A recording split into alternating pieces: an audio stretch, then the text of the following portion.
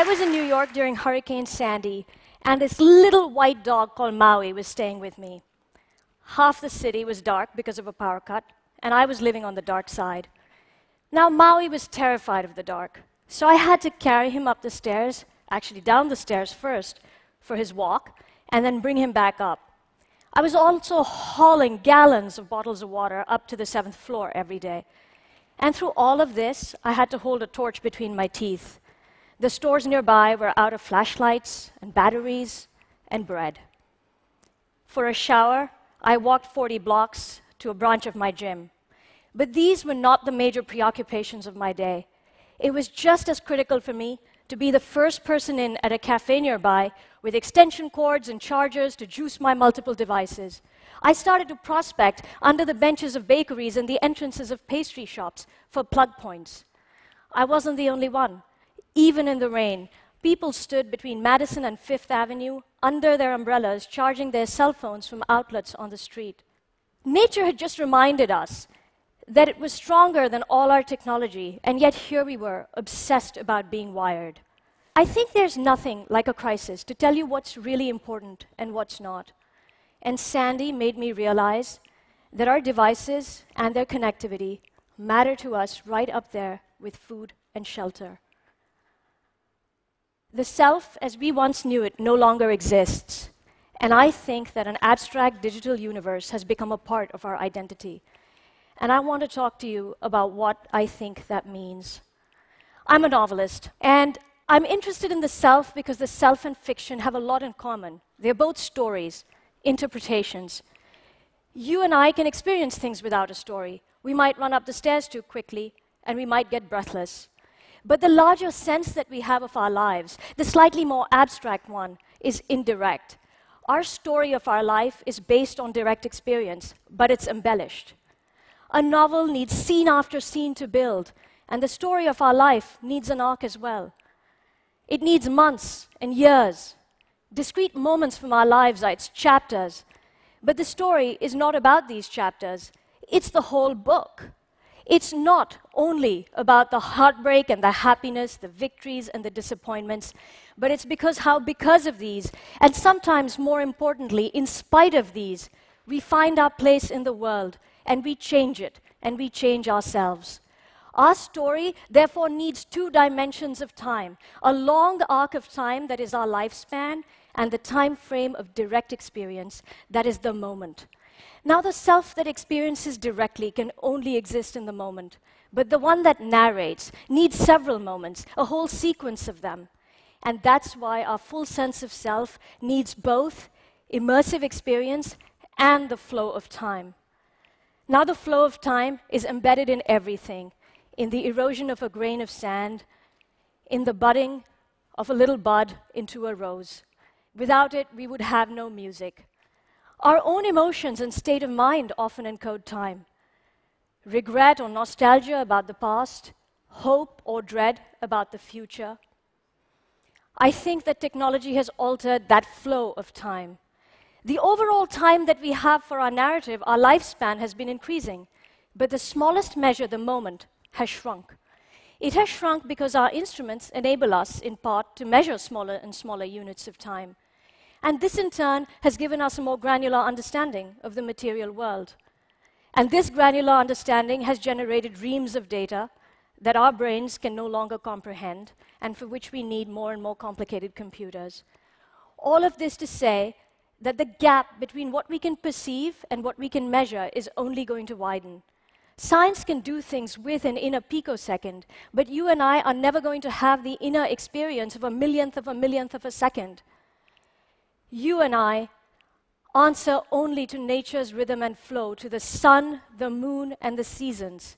And this is why we need that long arc of time with the past, the present, and the future to see things for what they are, to separate signal from noise and the self from sensations.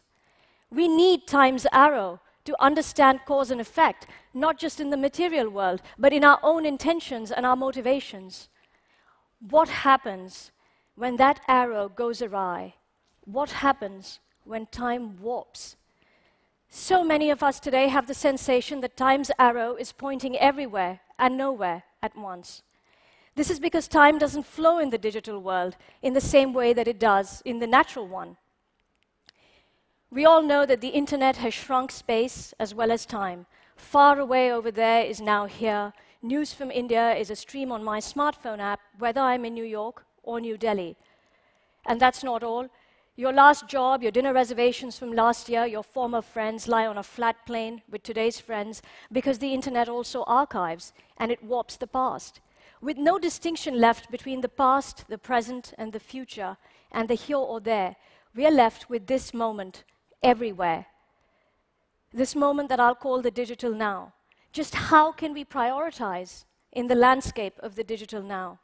This digital now is not the present because it's always a few seconds ahead with Twitter streams that are already trending and news from other time zones. This isn't the now of a shooting pain in your foot or the second that you bite into a pastry or the 3 hours that you lose yourself in a great book. This now bears very little physical or psychological reference to our own state. Its focus instead is to distract us at every turn on the road. Every digital landmark is an invitation to leave what you're doing now to go somewhere else and do something else. Are you reading an interview by an author? Why not buy his book? Tweet it, share it, like it, find other books exactly like his, find other people reading those books. Travel can be liberating, but when it is incessant, we become permanent exiles without repose. Choice is freedom, but not when it's constantly for its own sake. Not just is the digital now far from the present, but it's in direct competition with it. And this is because not just am I absent from it, but so are you. Not just are we absent from it, but so is everyone else. And therein lies its greatest convenience and horror. I can order foreign language books in the middle of the night, shop for Parisian macarons, and leave video messages that get picked up later. At all times, I can operate at a different rhythm and pace from you, while I sustain the illusion that I'm tapped into you in real time. Sandy was a reminder of how such an illusion can shatter. There were those with power and water, and those without. There are those who went back to their lives, and those who are still displaced after so many months. For some reason, technology seems to perpetuate the illusion for those who have it, that everyone does. And then, like an ironic slap in the face, it makes it true. For example, it's said that there are more people in India with access to cell phones than toilets. Now, if this rift, which is already so great in many parts of the world, between the lack of infrastructure and the spread of technology isn't somehow bridged, there will be ruptures between the digital and the real. For us, as individuals who live in the digital now and spend most of our waking moments in it, the challenge is to live in two streams of time that are parallel and almost simultaneous. How does one live inside distraction? We might think that those younger than us, those who are born into this, will adapt more naturally. Possibly, but I remember my childhood. I remember my grandfather revising the capitals of the world with me. Buda and Pest were separated by the Danube, and Vienna had a Spanish riding school. If I were a child today, I could easily learn this information with apps and hyperlinks, but it really wouldn't be the same, because much later, I went to Vienna, and I went to the Spanish riding school, and I could feel my grandfather right beside me. Night after night, he took me up on the terrace, on his shoulders, and pointed out Jupiter and Saturn and the Great Bear to me. And even here, when I look at the Great Bear, I get back that feeling of being a child, hanging onto his head and trying to balance myself on his shoulder. And I can get back that feeling of being a child again. What I had with my grandfather was wrapped so often in information and knowledge and fact, but it was about so much more than information or knowledge or fact. Time-warping technology challenges our deepest core because we are able to archive the past, and some of it becomes hard to forget, even as the current moment is increasingly unmemorable. We want to clutch, and we're left instead clutching at a series of static moments. They're like soap bubbles that disappear when we touch them. By archiving everything, we think that we can store it, but time is not data. It cannot be stored. You and I know exactly what it means like to be truly present in a moment. It might have happened while we're playing an instrument, or looking into the eyes of someone we've known for a very long time. At such moments, ourselves are complete. The self that lives in the long narrative arc and the self that experiences the moment become one. The present encapsulates the past and a promise for the future. The present joins a flow of time from before and after. I first experienced these feelings with my grandmother. I wanted to learn to skip, and she found an old rope, and she tucked up her sari, and she jumped over it. I wanted to learn to cook, and she kept me in the kitchen, cutting, cubing, and chopping for a whole month. My grandmother taught me that things happen in the time they take, that time can't be fought.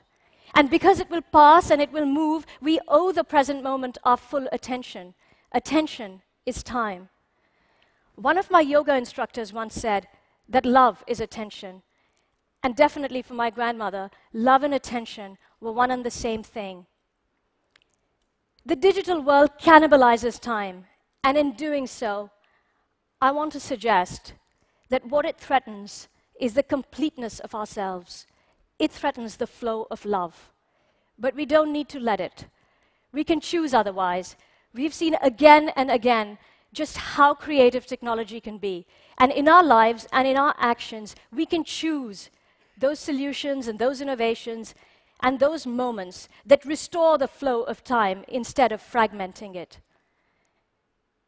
We can slow down and we can tune into the ebb and flow of time. We can choose to take time back. Thank you.